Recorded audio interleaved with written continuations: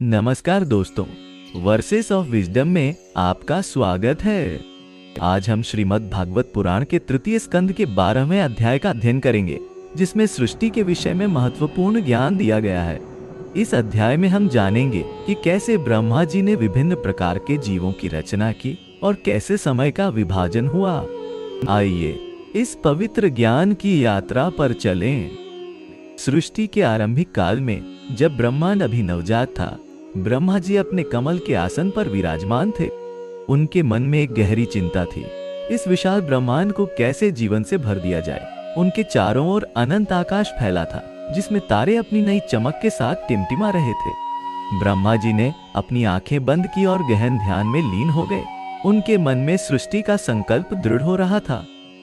ब्रह्मा जी ने सबसे पहले अपने मानस से सनकादि ऋषियों की रचना की।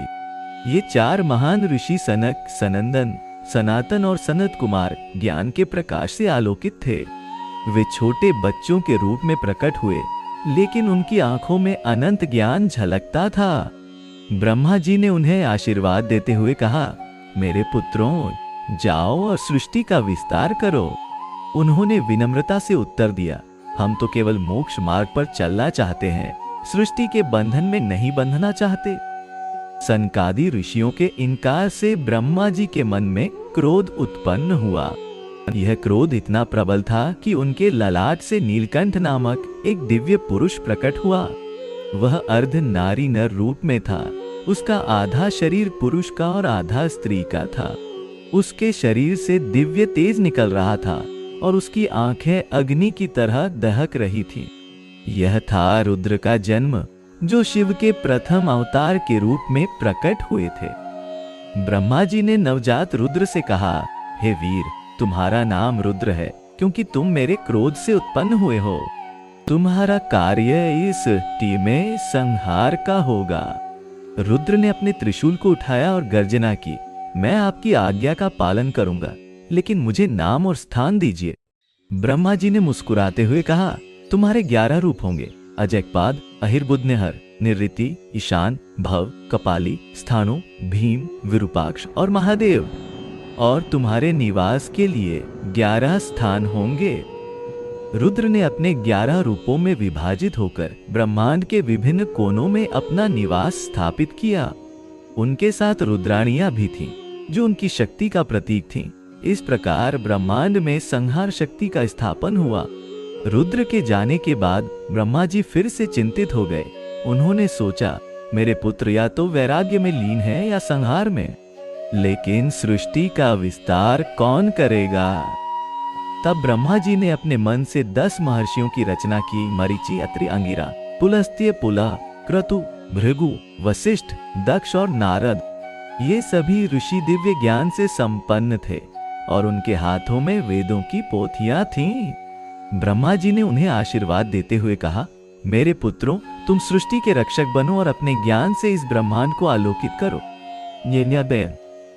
महर्षियों में से नारद ने ब्रह्मा जी के सामने विनम्रता पूर्वक सिर झुकाया और कहा, पिता, मैं भी अपने भाइयों की तरह वैराग्य का मार्ग चुनना चाहता हूँ। मुझे संगीत और ज्ञान का प्रसार करने दीजिए, न कि सांसारिक बंधनों में बांधिए। ब्रह्मा जी ने मुस्कुराते हुए उन्हें आशीर्वाद दिया, तथास्तु, तुम त्रिलोक में स्वतंत्र विचरण करोगे और अपने संगीत से भक्ति का प्रसार करोगे। अन्य महर्षियों ने अपने अपने आश्रम स्थापित किए और तपस्या में लीन हो गए। उनके तप से प्रसन्न होकर ब्रह्मा जी ने उन्हें दिव्य शक्तियां प्रदान की। महर्षि मरीचि से कश्यप का जन्म हुआ, जो आगे चलकर देवताओं, दानवों और मनुष्यों के पूर्वज बने। महर्षि अत्रि से चंद्रमा का जन्म हुआ, जो रात्रि का शासक बना। इस प्रकार प्रत्येक महर्षि से विशिष्ट वंश की उत्पत्ति हुई। फिर भी ब्रह्मा जी के मन में एक अधूरापन था। उन्होंने सोचा, मेरे पुत्र आध्यात्मिक मार्ग पर अग्रसर हैं, लेकिन सृष्टि के विस्तार के लिए एक ऐसे जीव की आवश्यकता है जो गृहस्थ जीवन का आदर्श स्थापित करे। इस विचार के साथ ब्रह्मा जी ने अपने शरीर को 2 भागों में विभाजित किया, एक पुरुष और एक स्त्री। इस प्रकार स्वयंभू मनु और शत्रुपा का जन्म हुआ। स्वयंभू मनु एक तेजस्वी पुरुष थे, जिनके शरीर से दिव्य प्रकाश निकल रहा था। उनके कंधे चौड़े थे और उनकी आंखों में करुणा और दृढ़ता झलकती थी। शतरूपा एक सौंदर्यमयी स्त्री थी जिनकी आंखों में प्रेम और त्याग की भावना थी। ब्रह्मा जी ने उन्हें आशीर्वाद देते हुए कहा, तुम दोनों मानव जाति के आदि पिता और माता बनोगे। तुम्हारे वंश से ही इस पृथ्वी पर मानव सभ्यता का विकास होगा। स्वयंभू मनु और शतरूपा ने ब्रह्मा जी के चरणों में प्रणाम किया और पूछा, हमें क्या कर्तव्य निभाना है? ब्रह्मा जी ने उत्तर दिया, तुम्हारा कर्तव्य है धर्म की स्थापना और प्रजा का पालन। तुम गृहस्थ आश्रम का आदर्श स्थापित करोगे और अपने वंशजों को सत्य, अहिंसा, दया और त्याग का पाठ पढ़ाओगे। स्वयंभू मनु और शतरूपा ने ब्रह्मावर्त नामक स्थान पर अपना राज्य स्थापित किया। यह स्थान सरस्वती और दृश्यवती नदियों के बीच स्थित था, जहाँ की भूमि उर्वरा और आकाश निर्मल था। वहां उन्होंने अपना आश्रम बनाया, जो धीरे धीरे एक समृद्ध राज्य में विकसित हुआ। मनु ने न्याय और धर्म के सिद्धांतों पर आधारित शासन व्यवस्था स्थापित की। स्वयंभू मनु और शतरूपा के 5 संतानें हुई। 2 पुत्र प्रियव्रत और उत्तानपाद और 3 पुत्रियां आकुति, देवहूति और प्रसूति।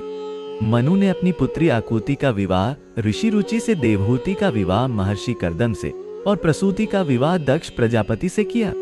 इस प्रकार मानव वंश का विस्तार शुरू हुआ। आकुति और ऋषि रुचि से यज्ञ नामक पुत्र का जन्म हुआ, जो विष्णु के अंश से उत्पन्न हुए थे।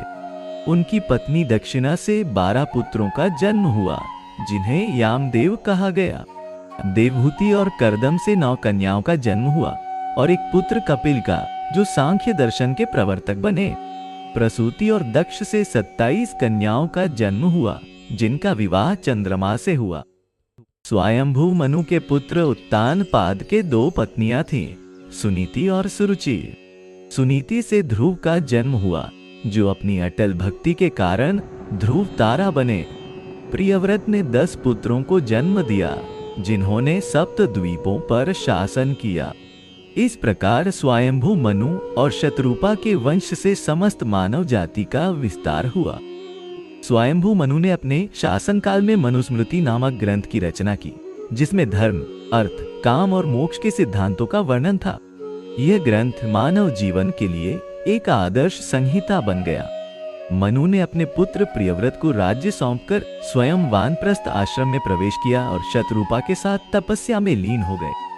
अपनी तपस्या के अंतिम चरण में स्वयंभू मनु और शतरूपा ने विष्णु का ध्यान किया। उनकी भक्ति से प्रसन्न होकर भगवान विष्णु ने उन्हें दर्शन दिए और कहा, तुम दोनों ने मानव धर्म की स्थापना कर अपना कर्तव्य पूर्ण किया है। अब तुम दिव्य लोक में प्रवेश करो। इस प्रकार मानव जाति के आदि पिता और माता ने अपने जीवन का अंत भगवत भक्ति में किया। इस प्रकार ब्रह्मा जी के संकल्प से रुद्र का जन्म हुआ, जो संहार शक्ति के प्रतीक बने। मानस पुत्रों ने ज्ञान और वैराग्य का मार्ग अपनाया और स्वयंभू मनु और शतरूपा ने गृहस्थ धर्म की स्थापना कर मानव जाति के विस्तार का मार्ग प्रशस्त किया। यह सृष्टि की दिव्य योजना थी, जिसमें सृष्टि, स्थिति और लय के चक्र का आरंभ हुआ, जो अनंत काल तक चलता रहेगा। मित्रों, आशा है कि भागवत पुराण के इस अध्याय से आपको सृष्टि के रहस्यों के बारे में मूल्यवान जानकारी मिली होगी। अगर आपको यह ज्ञान पसंद आया तो कृपया हमारे चैनल को सब्सक्राइब करें और इस वीडियो को लाइक करें। आपके सुझावों का हम स्वागत करते हैं। अगले एपिसोड में हम भागवत पुराण के और भी गहन विषयों पर चर्चा करेंगे।